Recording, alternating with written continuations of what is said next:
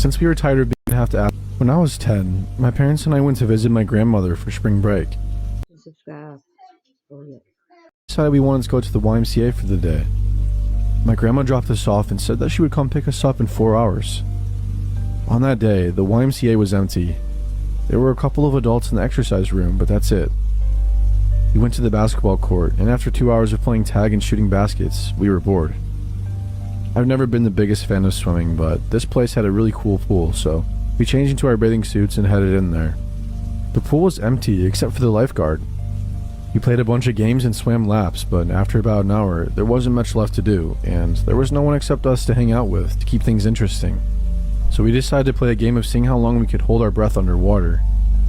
We stood in the shallow end, near the clock on the wall, so we could time ourselves. Instead of fully submerging, we just stuck our heads face down in the water. We did this a couple of times, and I was winning.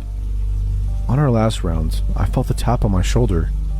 I figured it was my cousin giving up and telling me that I won, but instead, it was the lifeguard who told me to knock it off, or she was going to have to ask us to leave the pool.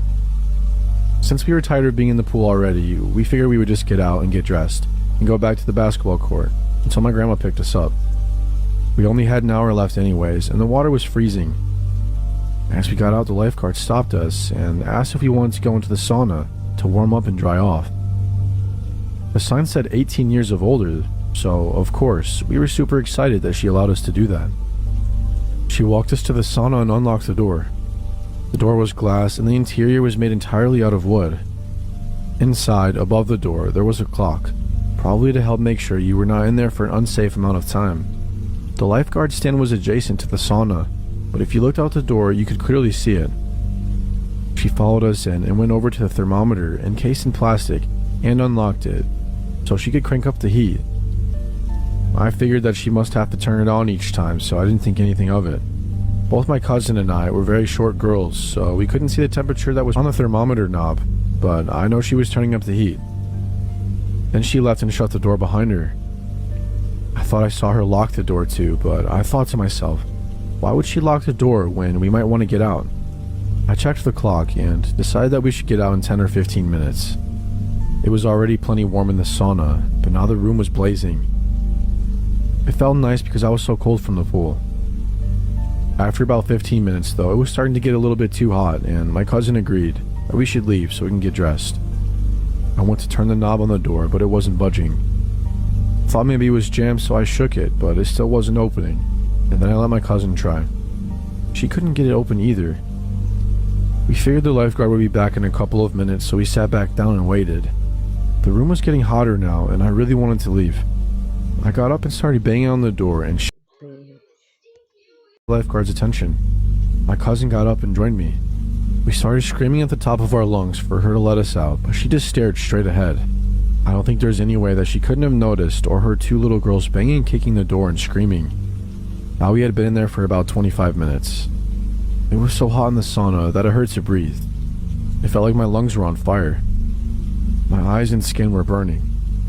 We sat back down and put our towels over our heads because they were a little damp and it made it easier to breathe. I was so worried about my cousin, as she is a couple years younger than me. I looked at the clock and saw that we had been in there for about 35 minutes. I got up and walked up to the door again and saw the lifeguard still just staring straight ahead. Again, I tried to get her attention by screaming that we needed to get out and banging on the door as hard as I could, but nothing. I was starting to get pretty dizzy, so I went to go sit back down, but the wooden seats of the sauna burned my skin.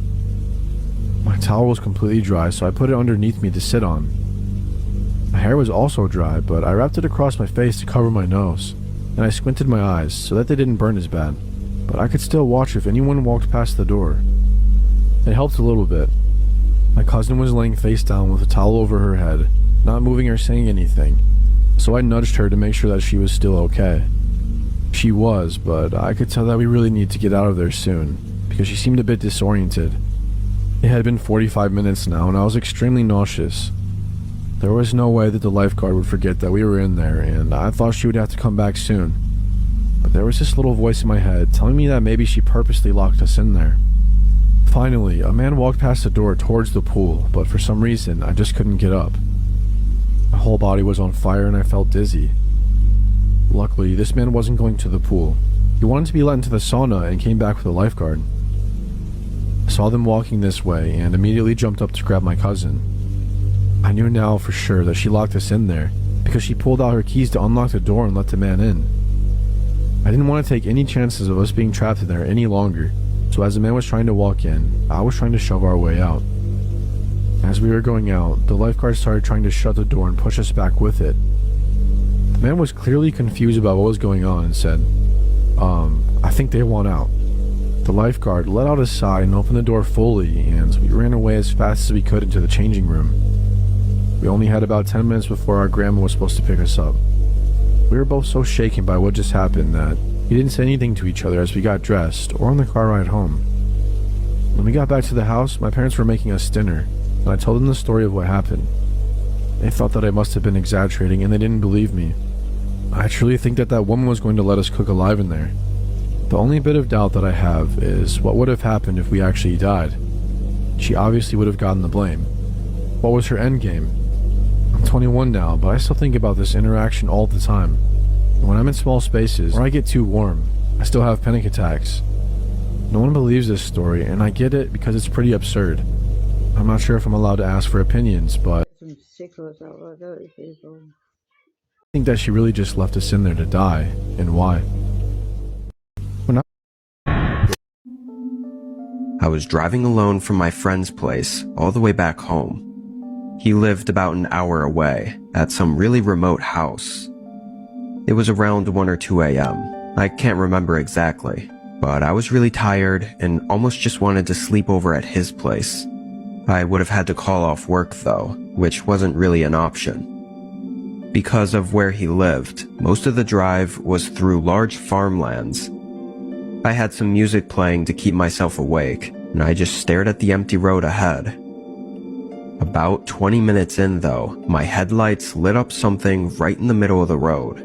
I slowed down, slamming on my brakes a bit harder than I had to. It was a suitcase, like a full, unopened suitcase, just standing up in the middle of the road. I probably stared at it for an odd amount of time because I was so tired and caught off guard by it. I decided to just go into the oncoming lane and go around it. I really wasn't in the mood to get out and move it or anything. It was definitely odd that it was standing upright like that, but it had to have just fallen out of someone's truck and happened to land like that. I couldn't think of any other reason. I kept driving, thinking about it for a little bit, but ultimately forgetting about it pretty quickly.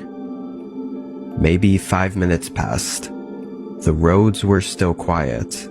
I was just cruising along, but then again, something came up in my headlights. This time, it was a truck, parked in the middle of the lane. None of its lights or blinkers were on. If I didn't have my high beams on, this could have been dangerously close. I stopped behind them and waited for a second, then honked a few times. The truck didn't move at all. I didn't even see any movement inside of it through the back window.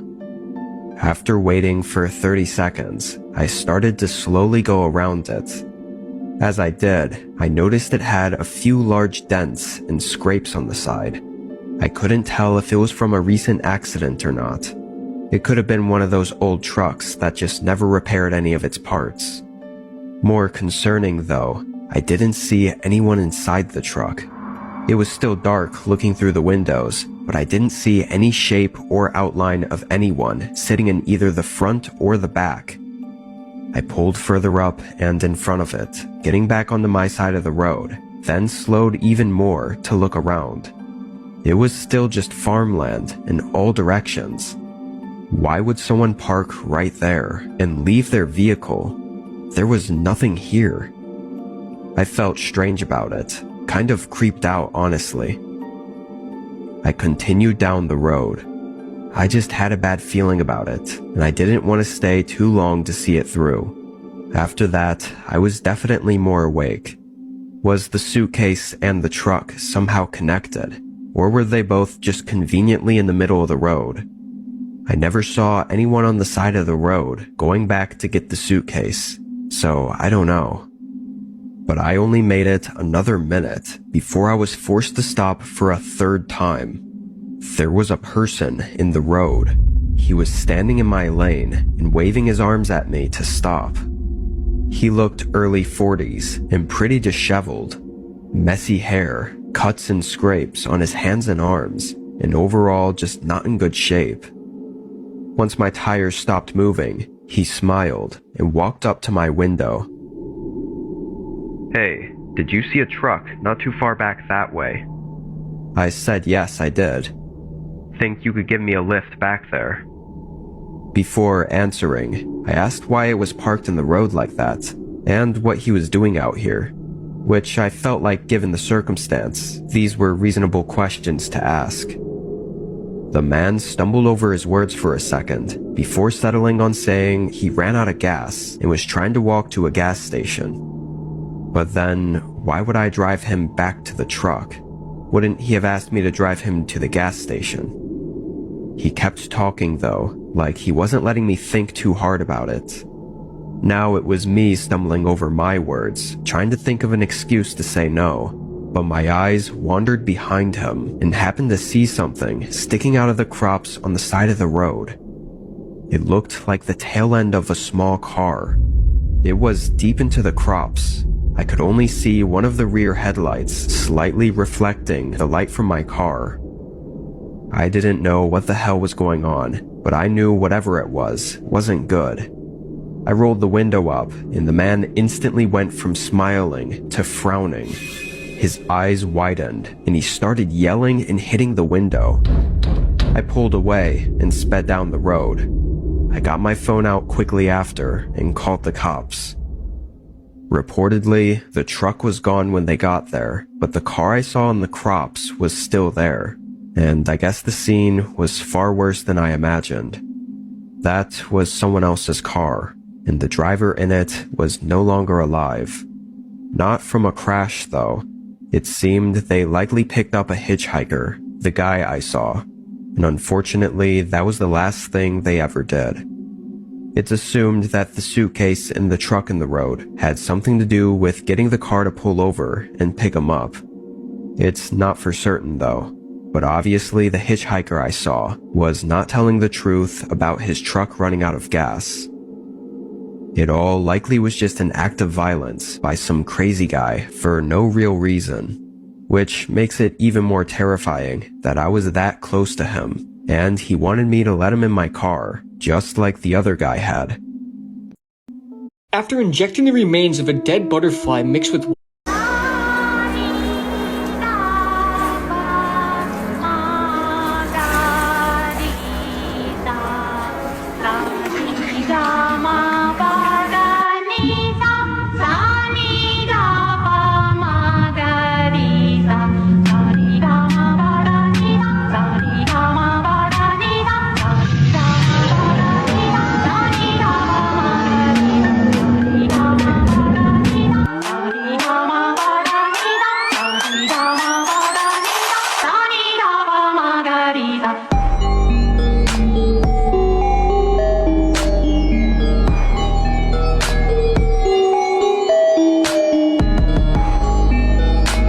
We actually don't know what's in the sea, do we really?